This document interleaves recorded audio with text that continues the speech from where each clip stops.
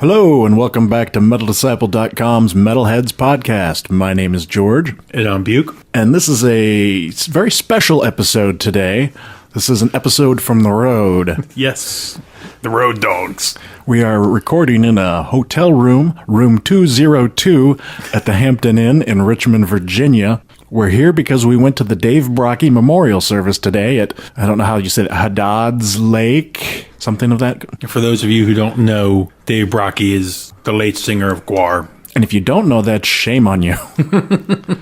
So we went to the memorial today, and we're headed to the GWAR-BQ tomorrow. We thought it would be really cool to bring along some gear and do a podcast from the road. And we're probably going to spend most of the time talking about GWAR, but overall it will be a typical episode, so I guess we might as well get started. And if you hear any, AC units or voices or any different sounds that you're not... any different sounds that you're not used to, just know that this is, again, a special episode. And we are partaking of beverages while we talk. And we'll be back to regularly scheduled programming next week. Whenever we get to it. So yeah, today started off bright and early. We hit the road from Maryland at 9 o'clock in the morning. As we'll talk about later, not as early as some of the people that we met. This is true, but they had to come from much farther. But we left around 9 a.m., and if you know anything about the D.C. area, traffic in this area is just horrendous. Being that it was a work day, we had to deal with trying to avoid rush hour traffic, but even after that, it was still bad. We got on 95, and that was pretty horrible. We got off, we got on 1, that was pretty horrible. We got back on 95, that was horrible. Yeah. But eventually it picked up again. Richmond should be about a 3-hour drive, but it took us at least 5 hours. Yeah. We got here, we checked into the hotel. Probably about 1:30. 2 o'clock. It was about 2 o'clock. And the event started at 4. Yeah, we headed over there, try and get there early in case there's parking issues or whatever. We got there around 3, and we hung out for a little bit, and then we parked and, just started wandering around. There was no admission today.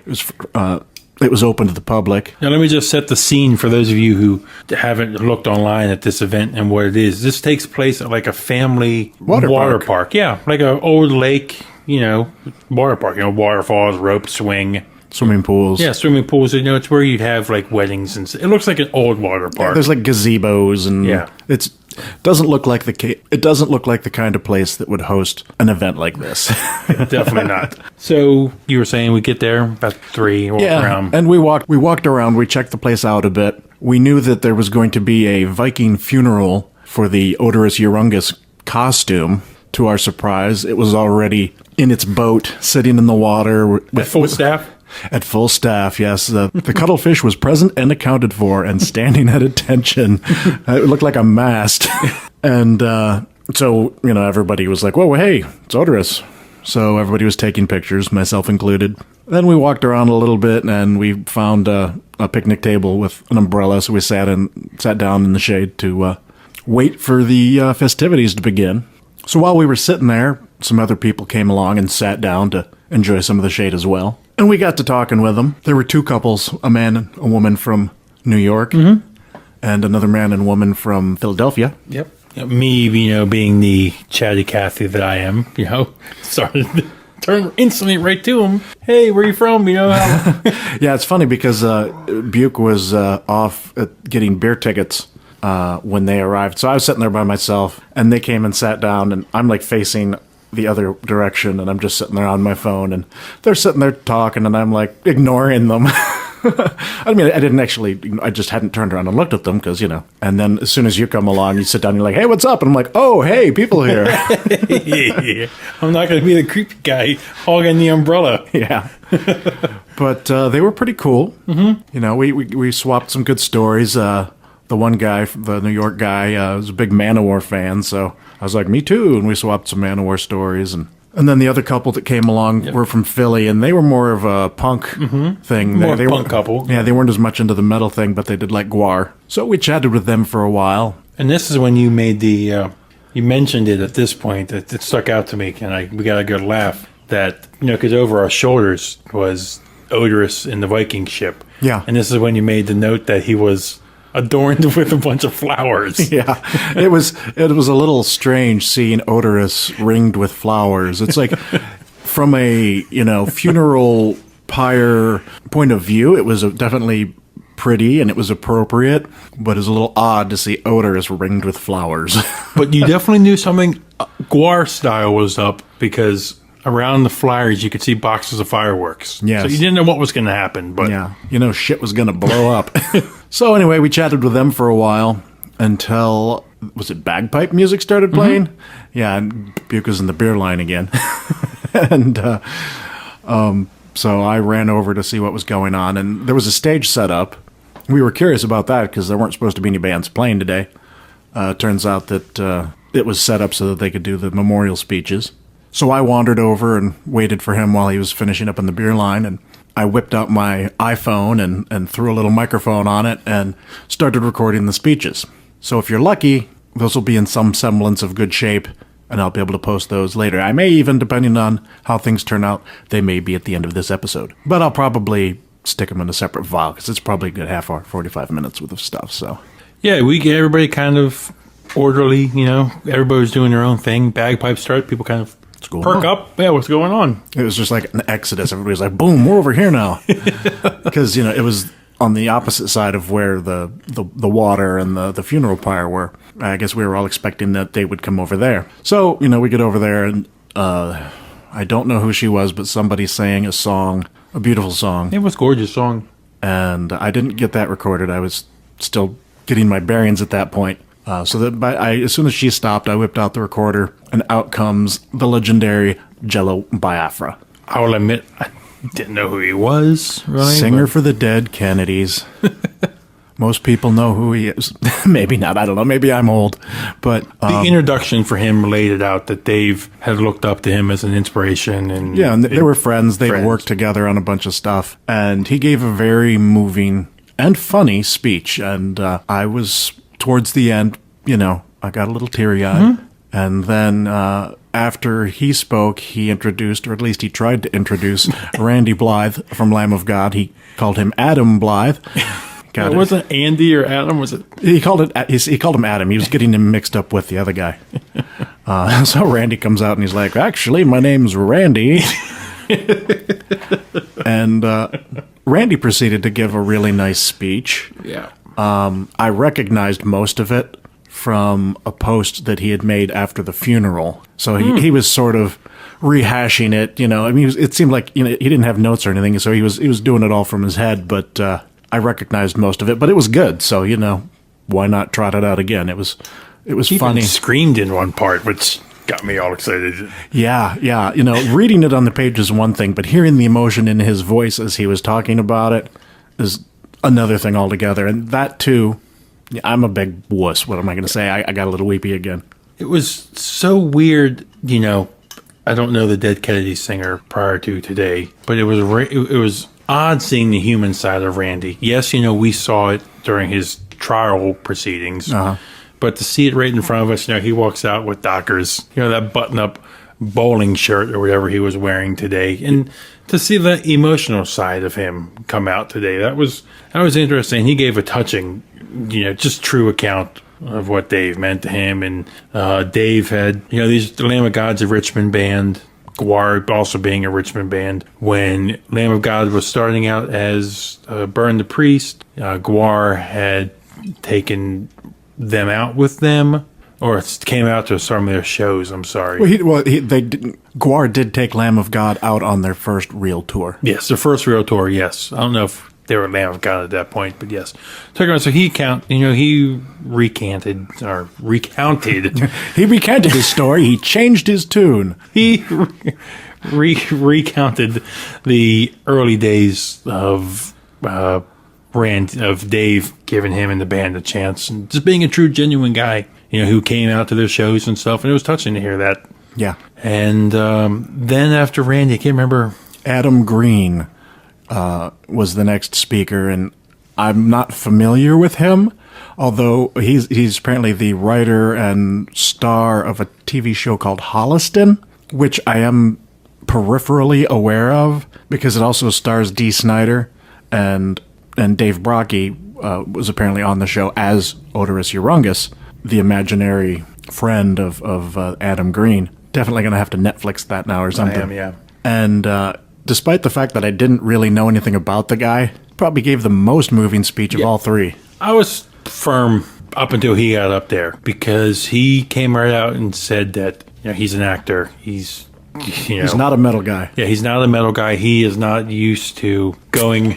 He's not used to going off the cuff, reading eulogies and speaking in front of people live. Speaking in front of people live and stuff like that. And you could tell the second he got up there, easily shaking. You could see. And he was a couple times he almost started crying. He was pretty emotional. Mm-hmm. And he told some really cool stories. And best of all is he still saved and was on his phone a voicemail that Dave had left for him. And he went on to talk about how a lot of us in our lives need to let those people who are important to us know that we love them, care about them, let them make sure we know how much they mean. And he said that because as he played for us, which was really, I looked at the girl to my right, she was actually crying. Yeah, so was I.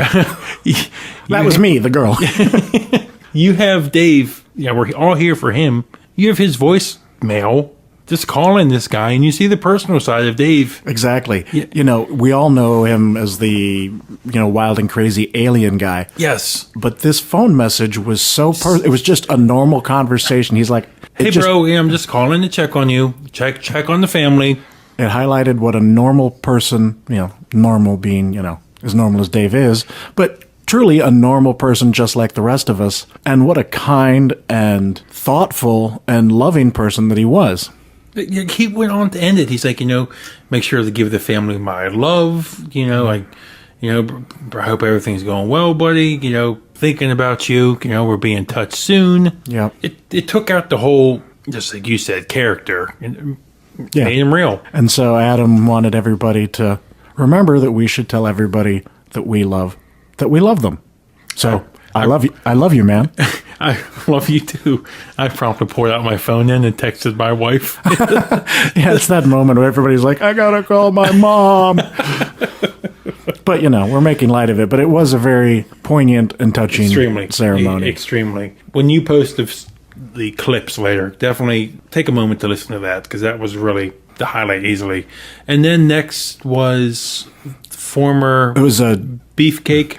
Yes, Beefcake. Mike Bishop was next. He didn't have... No, actually, he was not. He was last. John Freeman, the publicist, was next. That's right. And he just came out and told a story. Yeah. He said he didn't have that much to say, but his was brief, but it was pretty good too. He was talking about like the press releases, how they were going to be the biggest thing to hit Japan since the atom bomb. Yeah, they weren't allowed to send that one out. And another one about Lindsay Lohan's twat. Yeah. And how it took 25 emails back and forth with the label before they could agree on the phrasing Lindsay Lohan's puss. So he was just, highlighting that humorous side. Yeah. And then Mike Bishop came out last, and that's when we did the Primal Scream, which, if my voice is a little raw right now, it's because, basically he talked about how Dave liked to have a good scream once in a while, and, it really makes you feel a little bit better. And so he wanted everybody there to do a Primal Scream, and... Is that thing open yet? And so, on the count of 3, everybody was just supposed to let loose. And, I let loose. I'm not usually a very loud person. So, I screamed my guts out until I ran out of breath. And I'm like, whew, okay, wait a minute. Everybody's still screaming. Crap. So I had to let loose with the second one. Listen to your voice. I know. And my voice is kind of shot now a little bit. So, I did my best. I think the girl to my right, not you this time, let out a better scream than you did. Yeah. And he's right, it felt good to do. Yeah, it did. But he was short. Is he still in the band? What, Bishop? He's sort of back in the band. He used to be Beefcake the Mighty. They introduced him with a new name, but I don't recall what it was, because there's already a Beefcake in the band still, so he's coming on as a new character. Word is that he's going to be the one singing tomorrow for GWAR. We'll see. And he sort of segued into the Viking funeral part. So I sort of cut short my recording of him to follow the herd of people back over to the water where they, I think they did the bagpipes again. And then somebody shot a flaming arrow. and you know. Literally shot it. And it's great that they actually hit it. It didn't take them a couple times like on Game of Thrones. Wasn't that Game of Thrones? Yeah. Yeah. Yep. Most of the time, you know, when you see flaming arrows, like it's attached to like some hidden string or something. No, this was an actual flaming arrow shot. Yep. Good 20, 30 yards. Yep, and landed, hit the boat. It was a slow start. Took about probably a minute to get going. And then whew, it went up. And if you've never seen a Viking funeral, and I'm guessing you probably haven't, it was quite an experience. Yes. There's a lot of cheering and a lot of people making GWAR stupid comments too, but a lot of GWAR and it was powerful. It was crazy. Just you could picture that actually being Dave. Right. Wasn't actually Dave. Just some people weren't clear on that. It was just the costume. Dave was actually, his funeral was actually on April 1st. But you could picture, as you saw the silhouette of Oderus laid out going up in flames, it hit you. Yeah. And with the crowd of people, I lost you for a good 5 minutes or so. Yeah, I was sneaking my way up to the water line so I could take some video. And then when I found you, and we talked episodes ago about you and that sentence moment you had when you had tears in your eyes. Yes, I was I crying saw you again. today. Yeah, you were. I'm a little bitch. But what can I say? Hey, you were not the only one. No. I saw some other people too. And yeah. Honestly, I mean, this is a once-in-a-lifetime moment. You know, I'm sure they'll be talking about this for years, the Viking funeral that Oderus Urungus was given. And not that that's why I think it's so important, but it was such a striking moment in time that it's going to have to go down in history. And to know that this was like sort of the final page of the Dave book, that this was the final closure for us. I shouldn't say closure. Jello did not like the word. It was Jello, wasn't he? He didn't like the word closure. But, well, you know, I call it like I see it. That's basically what it was in a sense. And I tried filming it with my camera, with my point-and-shoot camera, which I'm not as well versed with as I am my SLR, which I couldn't bring. So I didn't realize that my camera was only going to take 30-second videos. And so I'm like, record 30 seconds. And it would stop, and I'd hit record again and take another 30 seconds. So I'm going to try and piece those all together and see if I get anything worthwhile that I can post up on YouTube or something. I'll put out links to that as well.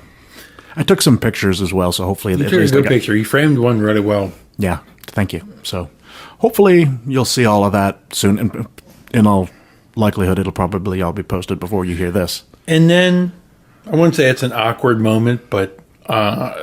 towards the end, I don't know if they were notified, but the fire department, you could hear them coding in with lights and sirens. Yeah, there's like, woo! They showed up, and at this point, the boat had pretty much burned down to its hull. I don't know. It wasn't going to fully burn up with all of us there. And yeah, I was hoping it would sink, but it just didn't. That's what I was hoping for, too. It was a well-built ship, laddie. But again, it wasn't awkward, but the only moment we're kind of like, I guess it's time to go is kind of... Yeah. As it was, burning down, it was kind of like, I guess we'll see you tomorrow. I was really hoping the firemen weren't going to come in and put it out with the hose, because that would have just killed the whole thing. Yeah. That would have been a real buzzkill. They didn't, at least when we were there. No. So we... that was pretty much it after that. We packed up and left, and as we record, it's 10 o'clock right now. Usually we record in the morning-ish, so it's later, and like I said, we are... partaking of our evening beverages in preparation of tomorrow's event. And tomorrow starts at 8, right? Or is it, 10? 10. Starts at 10, probably 10, 12 bands. Yeah. It's going to be, obviously, GWAR, Body Count, Hatebreed, Misfits, Goat Whore, Occultation, I think they're called. Shit. Something Reagan, what was that? Oh, Iron Reagan. Iron Reagan, yeah. I got it on my... Yeah, we took a picture of the thing. Phone here. But anyway, it's going to be a bunch of good music and some vendors and good times. And yeah, Body Count, Goat Whore, Iron Reagan, The Misfits, Loincloth, The Meat Men. Oh, yeah, Meat Men. Somebody was really excited for them. Yeah, they're classic. Fuckface Unstoppable. Oh, yeah, them. Eat the Turnbuckle, I don't know them either. and The Glorious Gone, Don't know them either. and Capone. Don't know them either. So, Those will be the bands that are playing when we're walking around checking shit out. and the Mighty GWAR Of course. is headlining it. So, Yep. It's going to be fun times. this your first time seeing GWAR? It is. It's really kind of embarrassing. I mean, I've been living here, a couple hours north of their hometown for like 17 years now. I've known people who were slaves killed on stage at GWAR shows, yet I've never managed to go to a GWAR show. Stupid me, I couldn't be bothered to do it until after Dave died. But what are you going to do, Now, since we're talking about GWAR, let's get into this for a moment. When was your first exposure to GWAR? I would share mine. Okay. Mine was, I remember it vividly. Why it sticks out for me, I don't know. But we were riding on the school bus in 6th grade, and somebody said they were going to a GWAR show. Nothing stuck with me. But then when they Probably said... not appropriate for a sixth grader. Probably no. But then when they said they shoot blood everywhere, and so it didn't register with me until I believe it was Beavis and Butthead played a number of their videos. I think 2 or 3 of their videos were featured on there. Maybe for my age, I shouldn't have been watching Beavis and Butthead, but that was my first exposure to, whoa, Yeah.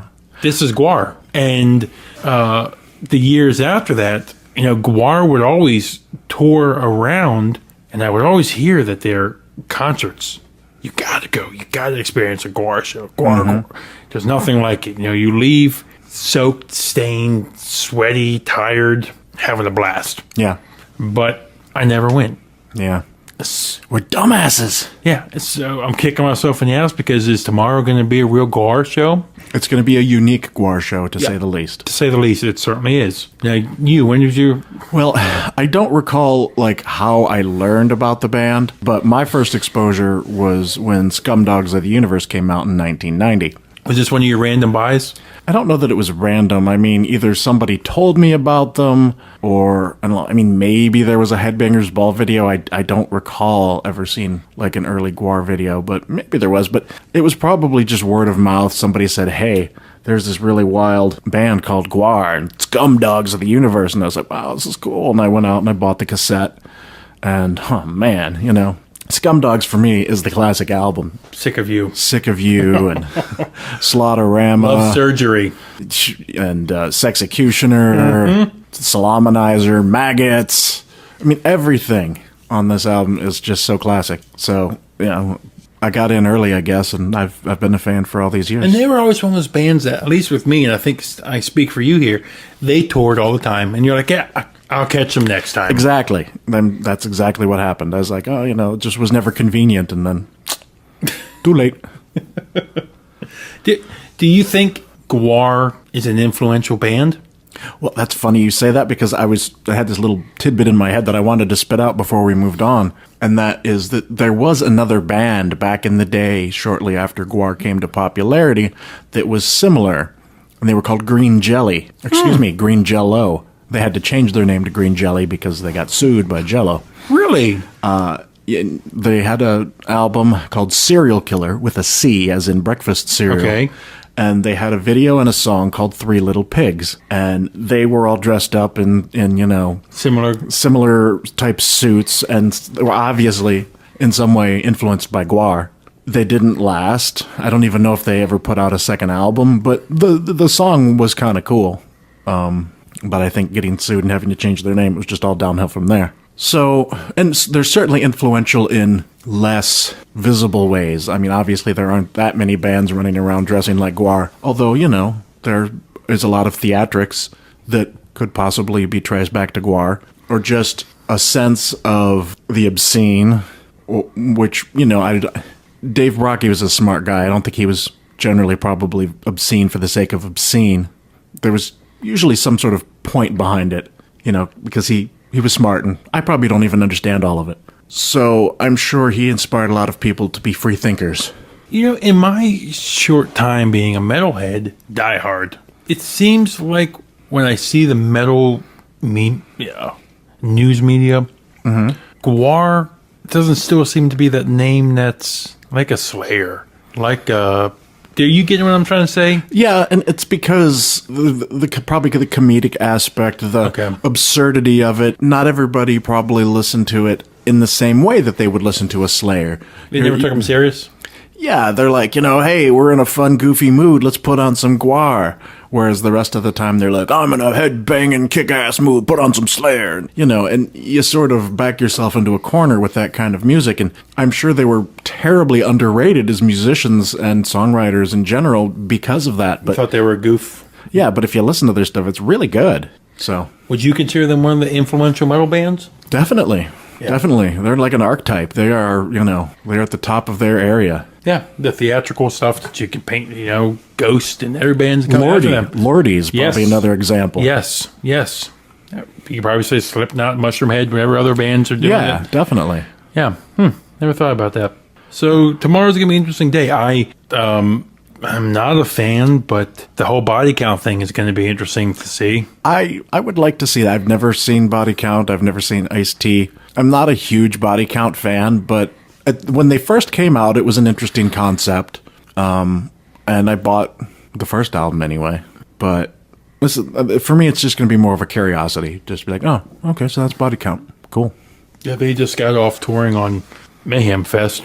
I don't know if it's still wrapping up. I'm more than anything just excited for Hatebreed. Been a fan of those guys since I've been into metal. So that's really what I would say. Who are you most excited for tomorrow? GWAR. GWAR? Yeah. Probably and Goathor. I was just about to say that. Yep. I thought so. Mm-hmm. I'm excited for GWAR too. It's a shame that we're not seeing the GWAR, but tomorrow's going to be one that goes down in the history books. Yeah. We'll see a GWAR. Mm-hmm. And who knows, we may see the GWAR tomorrow that goes forward from this day on for a while. Yeah. I probably mentioned in one of the previous podcasts that I couldn't see GWAR continuing without Dave Brockie because Dave Brockie's such a big part of what GWAR is. But as they frequently said today, Dave did not do this all on his own. And the Metal Sucks podcast was talking, they interviewed a couple of the guys in their latest episode. And they talked about how they're going to continue and they're going to have somebody else singing and they've got all these other plans in the works. And, they converted me. We've been talking. It's probably the most heated discussion you and I have had is about the Suicide Silence vocalist. Yeah, it's I've generally come down on the side of Mitch was the singer, and that's that. And so it's kind of surprising to me that I'm like, okay, GWAR, let me see what you got now. Because the interview was so good, and the way they talked about it, I'm like, okay, I'm curious. Let me hear it. And they can, like we were hearing people today. It's funny. I didn't hear them say they're getting a new singer. They described it as introducing a new character. Right. So I thought that was interesting. That's how they were describing it. So yeah, we'll see what happens. We'll see what happens. I know they got that Riot Fest in Chicago. Is it in a couple weeks? Yeah, I guess. So all right. Well, I guess we'll talk about what happens tomorrow in an upcoming episode. And also, we're going to try and do some short little snippets tomorrow from there. Yeah, we'll see what happens. If that may end up with some of the other things. We didn't mention that we were doing road recordings on the way down here too. We had a little microphone and we were talking about our adventures trying to get here. So it may all tie together in another special episode, or who knows what'll happen. And if something you don't happen to catch those live recordings that we did on the drive down, the high point of the day is what George just said about the whole funeral pyre. The low point is when we heard the promo of the Opeth record. Oh yeah, broke my heart. Yeah, broke my heart. I really thought he was going to dig it anyway, and it just broke his heart. There's a couple of times George wanted to grab the wheel from me because don't drive off the road. Yeah, that's crossing over that center line was. Boy, I'm heartbroken for that. But we'll talk about that when the album gets released. Yeah, in a couple weeks. All right, why don't we move on a little bit? Yep. There was obviously a lot of focus on Dave Brockie and GWAR today, but this past week we lost someone else that's been extremely hard for a lot of people, myself included, to come to grips with. And that, of course, is the suicide of Robin Williams. What is Robin Williams doing on a metal podcast? Well, it's one that's our show, and we're going to bring him on it. Yeah, well, but, celebrities die all the time. People get upset. It's in the news for a day or two. But the fact that it was Robin Williams, the fact that he killed himself, really just, I think, knocked everybody back on their heels. And because he's touched so many people's lives for so many years. Me personally, I grew up watching Mork, the TV show Mork from Mork. Or Mork and Minnie, I guess it was. And, I had a Mork poster on my wall as a kid. Did you have the suspenders? I did not have the suspenders, but he had the suspenders in the poster.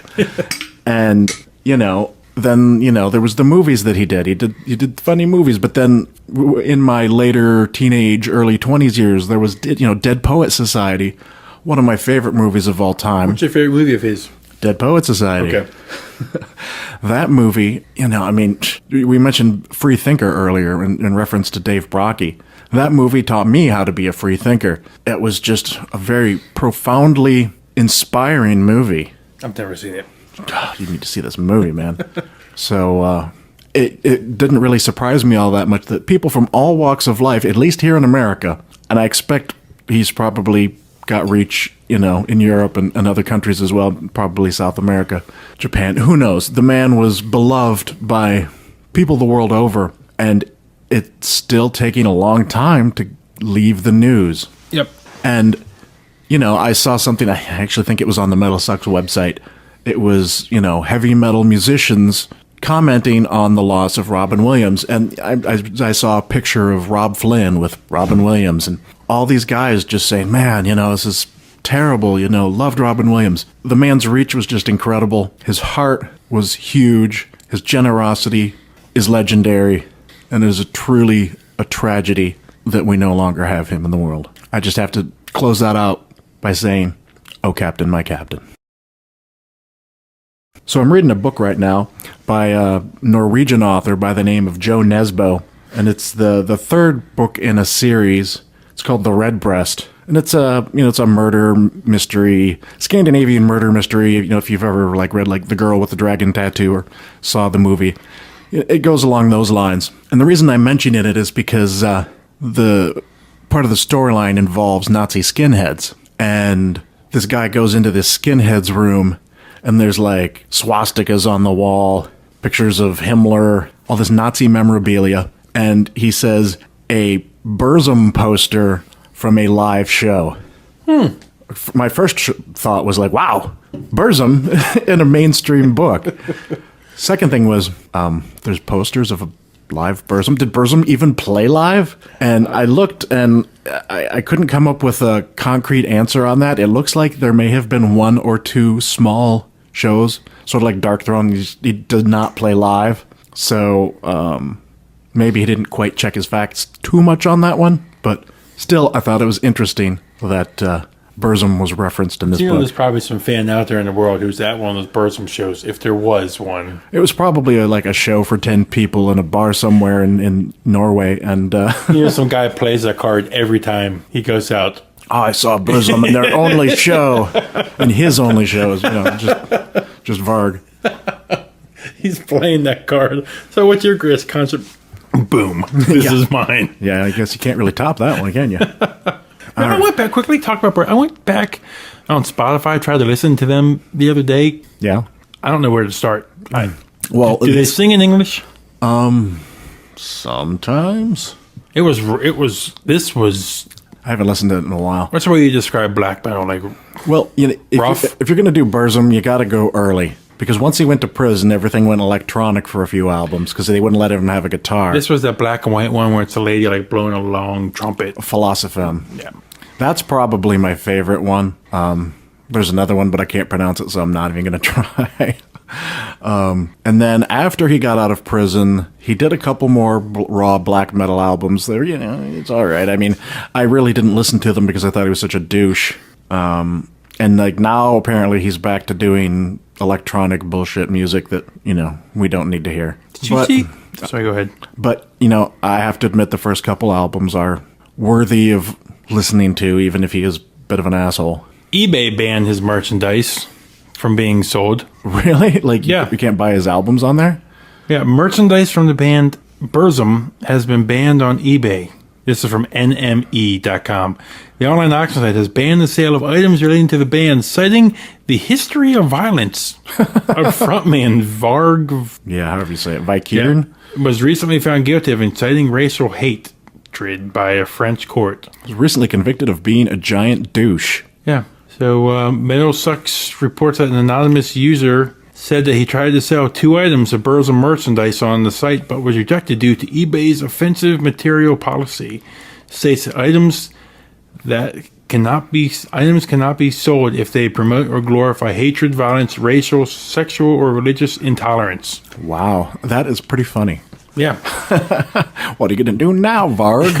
Yeah, how are you going to make your money now? Mail order. Send me a self-addressed stamped envelope and a money order, and I'll send you my music. Then I'll come to your house and kill you. He was probably featured in that black metal book you were reading, right? Yes, of course. Okay. Of course he was. Yeah. Did anything stand out about him in that early time? Well, yeah, I mean, there's all kinds of stuff. I don't know that too much of it was stuff I hadn't read before, Yeah. But anyway, moving on, there are a couple pieces of news this week, but not much. There's 2 documentaries that are going to be coming out on, well, one of them's coming out on DVD. I don't know what the other one is. The first one is a 1992 documentary called Dream Deceivers, which is about the Judas Priest suicide trial. You know, back in the day, somebody killed somebody, and they're like, "Oh, I'm dead," and the other guy's like, "Oh, I'm not dead, but Judas Priest made me do it." You know, before that, it was Ozzy getting sued. Shortly after that, Judas Priest was getting sued. It was a bunch of bullshit. I guess I don't really know, but I assume it was thrown out. Well, now that it's after all these years, the documentary is finally available on DVD, or will be available on DVD. I, for one, would like to check it out. Yeah. Apparently, this came about by free use. Right. I guess it was the music that they wanted to use that was being held up. Yep. Sort of like the Batman TV series finally coming out on the original Batman TV series. So once I got that cleared up, apparently they're good to go. Right on. Well, there's also another documentary coming out, and I don't know if this is going to have a theatrical release first or if it's going straight to DVD or whatever, but it's called We Are Twisted Fucking Sister. So you can probably guess it's a documentary about Twisted Sister. Oh, I was thinking Alice Cooper. Super duper Twisted Sister. Not quite. But yeah, apparently it's a documentary about the early days of Twisted Sister. And as a huge Twisted Sister fan, I'm looking forward to seeing that as well. I have 3 vinyls from them. Mm-hmm. I swear on our friendship, if I've listened to... Any of them? If I've listened to Come On Feel the Noise... That is not Twisted Sister. That is Quiet Riot. God, I just fucking... crucified myself on this podcast, didn't I? Do you mean we're not going to take it? We're not going to take it. That's exactly what I meant. Mm-hmm. just unplug the mic right now. No. Remedial metal history for you, buddy. You know, they all sounded the same. Shut up. Okay. If I've listened to more than that song, I'd be lying to you. Yeah, well. And I know you love them. Yeah, but I mean, you know, I was a teenager when they were a big thing, so it makes sense. Did you ever try and dress up like them? No. Come on, be honest. No, I mean, I never, I have wanted to. My wife and I were talking about having like a Halloween costume party, and I was going to try and dress up as Dee, but. Yes. Yes. The most I ever did back in the day was I decorated a pumpkin as Dee Snider. I got some yellow yarn, and I put it on there, and I got a bunch of makeup and painted on the thing, and all his makeup on the thing, and gave it big teeth. I also did an Alice Cooper and a King Diamond. So, the most metal pumpkins ever. All right, well, that's about it for news. So let's get into some new releases coming up this week, or probably this past week by the time you hear this. Accept has a new album coming out, Blind Rage. You going to get into that? Yes, because I know you don't like him. Stalingrad, I listened to that again the other day. Killer record. Yeah. I'm going to have to give the new version of Accept a listen. I was never a big Accept fan back in the day. It sounded too much like AC/DC to me. Brian Johnson kind of thing. But, you know, because of you, I did a few months ago go back and listen to the first couple Accept albums again. And I was like, all right, you know, it is actually kind of cool. So, but then there's a whole nother can of worms where I'm like, well, it's not even Udo singing, so why would I want to listen to it? But it's just, you know how I like different vocalists. The vocals is just different. It gets me, you know. I've heard a lot of good things, so I probably should Eddie check Trunk it out. Loves their most recent Stalingrad, loves it. Well, that should maybe not a good... Yeah, anyway. Another album coming out that I'm looking forward to hearing is a new solo album by Ace Frehley called Space Invader. Ace, of course, was in Kiss. Really? Just in case you didn't know that one. Did he sing on Come On Feel the Noise? I don't know. But, Quickly, what's your favorite Kiss song? Favorite Kiss song? Oh, gosh. I mean, the first song that just jumped to mind was Strutter, but that's probably not my favorite. It's one of my favorite. I'm thinking maybe Detroit Rock City or possibly Love Gun. That's my favorite. Yeah, but, God of Thunder. And that's another cool one.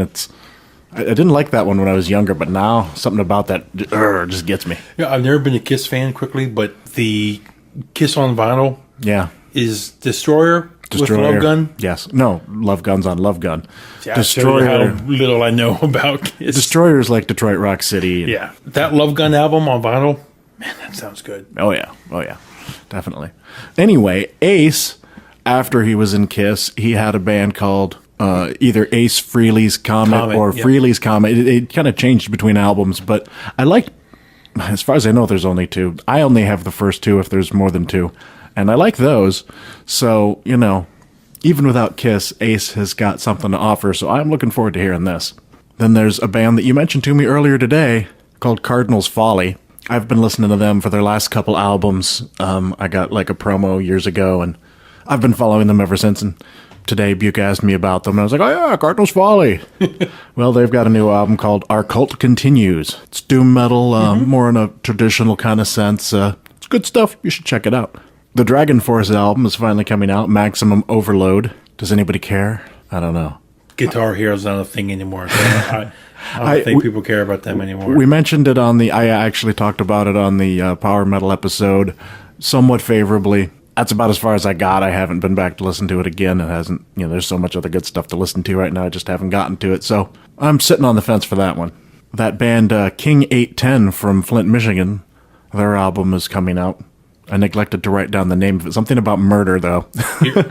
Please move on to the next. Yeah. I listened to these guys on Spotify the other day. Horrific. Yeah, not so good. I mentioned them simply out of respect for my homies from Michigan. But they're one of those bands that you wonder the news stories that they make up about like assaults or robberies or whatever they're involved with. Yeah. Or to generate press. Yeah, well, they are from Flint, so who knows? But regardless, the music wasn't very good. So, like I said, moving on. This final release that I'm going to talk about, we are both waiting in with anticipation, though I do have the promo, so I have heard it, so haha. Is the new Pallbearer album, Foundations of Burden. Talk about some killer doom metal. But don't listen to this if you're flying high. Why not? It's perfectly good for that. I mean, I expect it would be perfectly good for that sort of thing. You have to admit, this is pretty sad stuff. Do you mean depressing? Come on. Yeah, well, it's doom metal. Hello. Yeah, but it's really doomy. It's sad stuff. Well, okay, so if, maybe there should be a warning on the album. When listening to Pallbearer, please don't kill yourself. It's been going around lately. All right, well, let's talk about the independent band that we're going to feature this week. This is a band that I heard about a couple years ago. They're called Arctic Sleep. I first heard them when their fifth album, Arbors, was released. I think I probably checked it out on Bandcamp. It's really pretty cool stuff. It's an interesting mix of sort of a heavy doom, space rock kind of music bed. The vocals remind me of something that might be like alternative. It's a really pretty original sound, I think. The music is so heavy, and the vocals are clean and pretty, and they just sort of lull me into this like relaxed state. When we were listening to them in the car on the way down here today, you mentioned that it was kind of like Catatonia. And I was like, oh, yeah, that's a good way of looking at it. It's, it's metal in the musical sense, but it's also, very pretty and, it's beautiful is probably a better way of saying it, much like a Catatonia record. So I really recommend you check these guys out. Their new album, their sixth album, is called Passage of Gaia, and we're going to play you a couple songs off that album. The first song is called The Staircase. give it a listen, see what you think.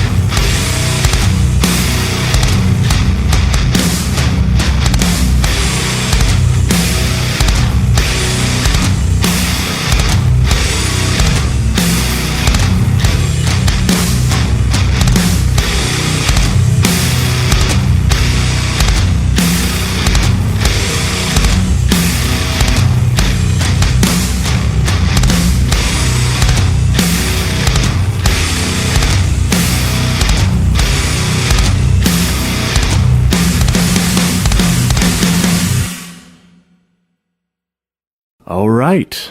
That was Arctic Sleep, The Staircase. Like you had mentioned, fans of Catatonia, definitely check these guys out. I'm feeling mellow. I'm a mellow fellow. Just like you said, the vocals, mellow, but music underneath it is... The songwriting combined with the singing, it's a fantastic album, and I highly recommend checking these guys out. Stick around to the end of the podcast, and we're going to play you another song from Arctic Sleep. All right, we were going to do a top whatever of a particular item for this week, but we neglected to bring our lists today of what we were going to cover for our top 3 or whatever.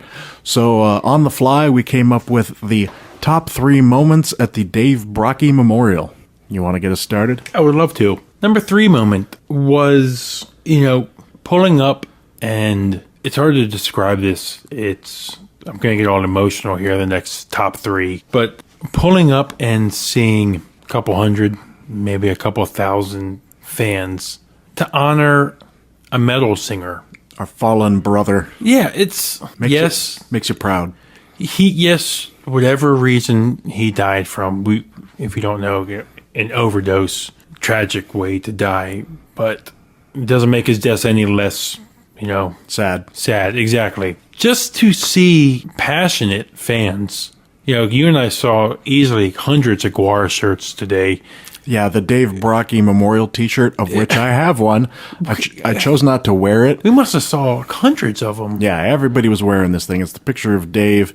He was dressed up like Oderus, but he's taken the helmet off, and you can see he's got like makeup smeared on his face, and he's all sweaty from having done a show. And it's got the years he was alive underneath it. And everybody was wearing this shirt. I brought mine, but I didn't wear it because I wanted to wear my Metal Disciple gear to plug the site. But yeah, everywhere. Yeah, my number 2 moment is the voicemail that Dave left to Adam. Because like we mentioned earlier, it brought Dave down to earth. It humanized him. Yes, it did. It made you hear him, just being like you and I, just checking in with his friend. Calling up his buddy like a normal person. It made you stop and think, maybe we need to call those loved ones of ours again and just remind them how much they mean to us. Like I've always said, and sometimes I don't live by it, 5 seconds tomorrow, 5 days from now is not a guarantee. That, I'll call that person back tomorrow. Might not always be there. Nope. So that struck me a lot from today. And I was holding on to this all day, and I wanted to kind of almost surprise you. And this is getting sappy here. Oh, goody. And this is more inside. But my number 1 moment from today, and it's just the first day, is sharing the day with you. Aw. Here I go. I'm going to get upset. But George has been my best friend. And I guess it was hearing that voicemail that's making, this all come out. But George has been my best friend for easily, I'm 31 right now, easily since I was 17, 16 years old. I like to be with the young boys. Honestly, officer, he's just my friend. So I say this because, where life has us now with our careers and families and stuff like that, most of the time seeing George, it is a quick... How do you do? Yeah, hey, how do you do? It's a quick text message. It's a quick do the podcast on weekends now, which I'm grateful that we have. Or it's a quick, hey, let's go to a concert, which we haven't done in a year. Yeah. We saw a Sound of Thunder and Overkill. King Diamond coming up. Yep. So my top moment, everybody else is probably listening to this episode wanting to hear stuff about the GWAR show.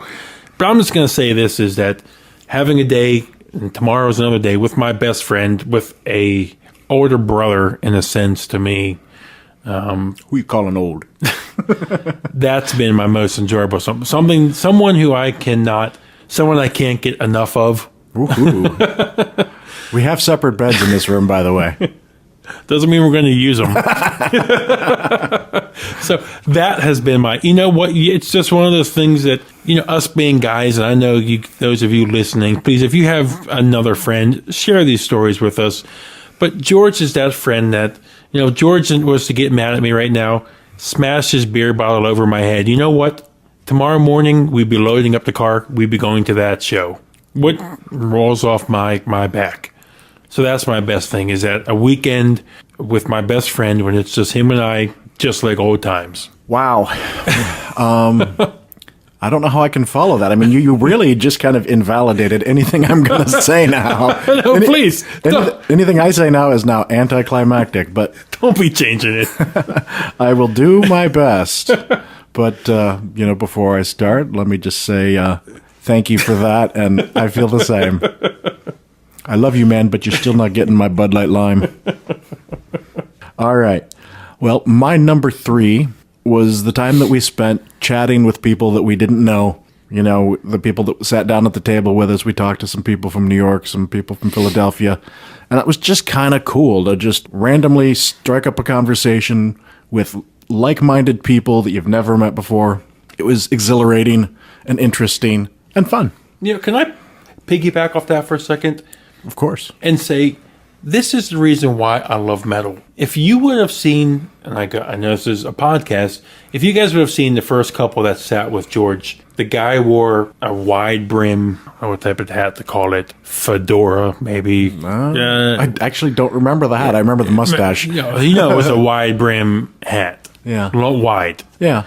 Covered in tats, sleeveless. He had a Hulk Hogan handlebar mustache. Mm-hmm. Not bad. That was pretty cool looking. If you would have looked at him, the general public may have been intimidated by him, maybe not even talked to him. But this is what has always got me and captured me about metal, because we didn't know anything about him. And yet we instantly were able to connect. Because he had a GWAR shirt on. We were at this show. GWAR is not here with the mainstream media. We're as passionate as he is. We talked with him for an hour. No problem. No problem at all. This is the brotherhood and sisterhood of metal. Yes. And in fact, which person was it? I think it was Adam again. Adam Green that said, he was like, grab the hands of the people to the left of you and the right of you. And these are your metal family. And that's exactly what metal is. And you're at a show, you are with your family. Yeah. Your extended family. And, I'm sure there are other groups of people that have similar things, but this is our thing. It is our family. And this was our friend and brother that passed. Yeah, this was our time. We didn't know him from Adam. Just like whenever you go to any metal show, we don't know any of these people. Nope. But you have that bond. Yep. And it's surprisingly easy to just strike up a conversation with random people and talk to them at a metal show. Yep. So that was number 3. Number 2, for me, I liked all the speeches. I was particularly moved by the Jello Biafra speech. First of all, I was in complete awe. I mean, the man is a legend. So I was just shocked seeing him there talking. And he's a very intelligent guy. And he said a lot of intelligent and funny things. And it really moved me. So that was probably my second favorite piece of the day. My number 1, which in retrospect can't really compete with yours. Don't say it. But was probably one of my greatest metal moments ever, was Dave's Viking funeral. As I mentioned, how often do you get to see a Viking funeral? It was amazing. It was something that I'll never forget, and it was certainly a highlight of the day. Even the Monomoth, as Viking as they are, they haven't pulled this off yet. Yeah, that's right, man. What do they get? They got to really up the ante now. Someone needs to die, and well, let's hope not. A mock Viking funeral. So anyway, those are the top 3 for today. So George, what are you listening to? Well, this past week I was listening to a band that I wasn't entirely sure whether to call them metal, but after listening to it, it's pretty metal. But the reason I wasn't sure is the band's called Helms Ali, and they're a Seattle band, and this is their 3rd album called Sleepwalking Sailors. And the music is really heavy, sludgy, but there's just some aspect about it that and maybe it's the Seattle thing that, Seattle with alternative and grunge, and it's just like a little bit different than everything else. It's definitely a heavy album, and it's very sludge-like, and it's very original sounding to me, and I really, really enjoyed it. I think I picked it up off Bandcamp.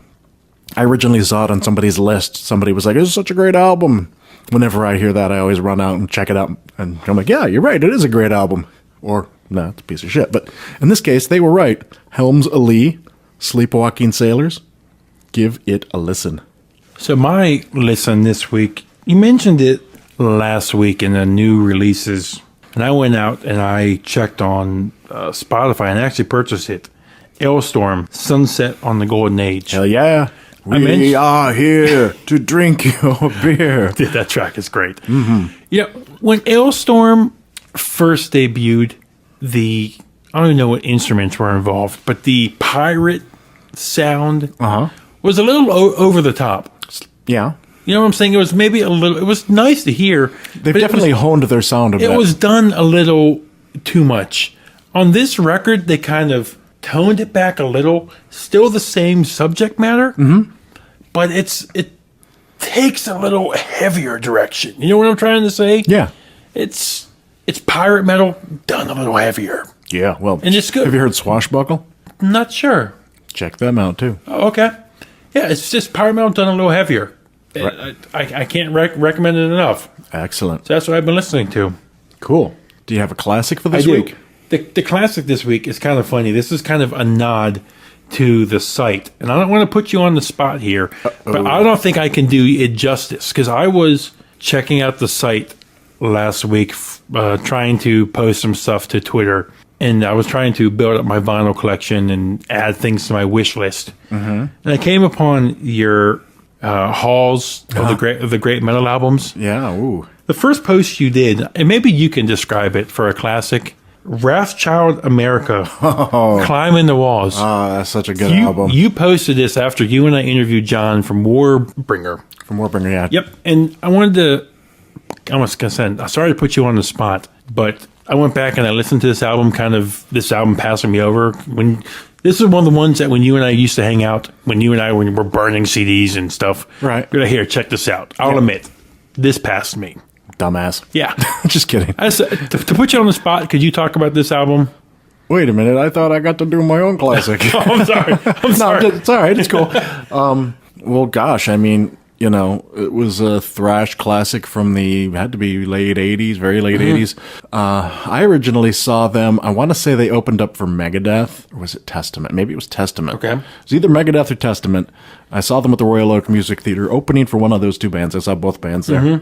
Actually, I think it was Testament, the Practice What You Preach tour. And I hadn't heard them before that. Saw them. I was like, wow, these guys are pretty good. Bought the shirt and went home and bought the cassette. Turns out, and it's funny because they're actually from the Baltimore scene. Really? And yeah, like the friends of ours in Charm City Devils, they know those guys. And of course, the drummer from Wrathchild America is now in that band that had their own day in Boston, Godsmack. So, yeah, I freaking love that album. And it's long out of print, which is just a travesty. But you can still find copies on eBay. I don't think they've been banned from eBay. And yeah, man, you got to check that out. Did they follow this up with anything else? They did another album after this called In 3D. And it was cool, but it wasn't quite... They changed the style up a little bit, and it wasn't quite my thing. They changed the name of the band after that to Souls at Zero. Okay. Did one or two more albums, I think. I never really got into it as much. It was never quite as good as the Climb on the Walls album, as far as I was concerned. And then after that, they broke up and went their separate ways. Shannon Larkin went to Godsmack, and there you are. So. See, I was just, again, I don't want to put you on the spot, but I was looking through the site earlier in the week, and I saw that was the first post that you had posted in the Metal Hall, greatest albums that you featured. I just wanted to ask you about that. Now, if you were to talk about, I know we did the big four. You always said what, the big seven? Could you do Big Ten? Maybe. Would they be on that? No. I mean, there was a flash in the night, and that was it. They were a flash in the pan, a very big, awesome flash, but they just don't have the body work to back up being in the top 10. If you were to be wearing a shirt of them tomorrow, how many people would know them? It's a good question. I mean, because they are from, the area, there would probably be a few people that are like, oh, man, Wrathchild, awesome, dude. Can I tell you, I was surprised. I saw, and it's in my bag, I'm wearing it tomorrow, Acid Bath, when the kite string pops. Yeah. I saw that shirt 4 times today. Wow. I had not seen that shirt once in 4 years. I guarantee you that the shirt I'm wearing tomorrow, no one else will have. It's the only one in existence. Wouldn't it be weird if somebody does have it, though? I'd be like, huh, you stole my shirt somehow. And you guys just lock eyes. You're like, Well, it's funny. When we first got to the Memorial Day, we were those guys that I took the picture of in front of the band listing. Yeah. The guy like looked at my shirt, which is Metal Disciple, and then he looked up at me and he said, like, "Are you Bran?" yes, And I'm like, he did. He goes, and I was just kind of like, "What?" And he was like, "Are you Bran?" I'm like, "No." Why? I should have followed up with it, but I was just so taken aback. I'm like, "What? Why would you? What? Why?" because maybe Bran is the Metal Disciple. Yeah, that's true. Maybe there's another one out there. We must eliminate Bran. He must be eliminated.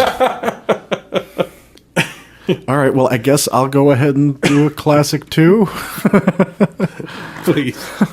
Well, my classic, it's pretty anticlimactic because I picked this classic before today, but this morning, and it is, of course, GWAR, Scumdogs of the Universe from 1990, which, we've already talked about, but that would be my classic for this week. Everything on there, good song. Anything GWAR, you should just go out, pick up some GWAR, or listen to it if you already have it. Think of Dave, raise a drink to him, or whatever, and celebrate the life and times of Dave Brockie. Just put on this album, put on Sick of You, and just put it on repeat. So sick of you. Just put it on repeat. Sick of you. All right. I don't want to end.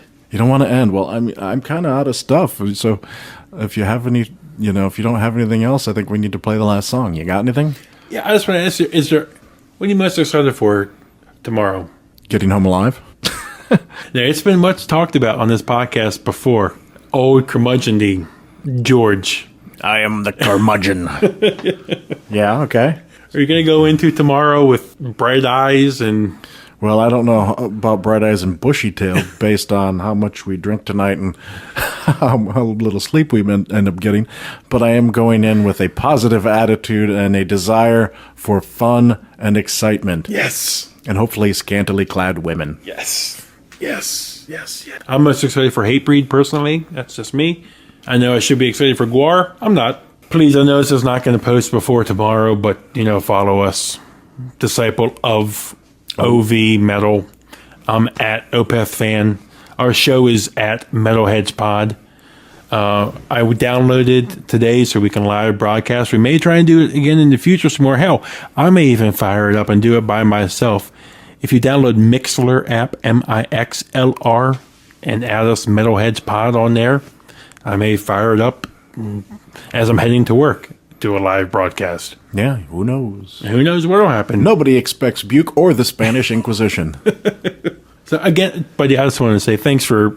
I wouldn't have done this on my own. Mm-hmm. So thanks for the kick in the butt to get the tickets and to come here. This has been one night so far. It's been a blast. I'm sure tomorrow will be even better. Yep, I love you, man. So love you too. This is great. All right, let's close the show out with another track from Arctic Sleep. This is the title track from their forthcoming album, Passage of Gaia.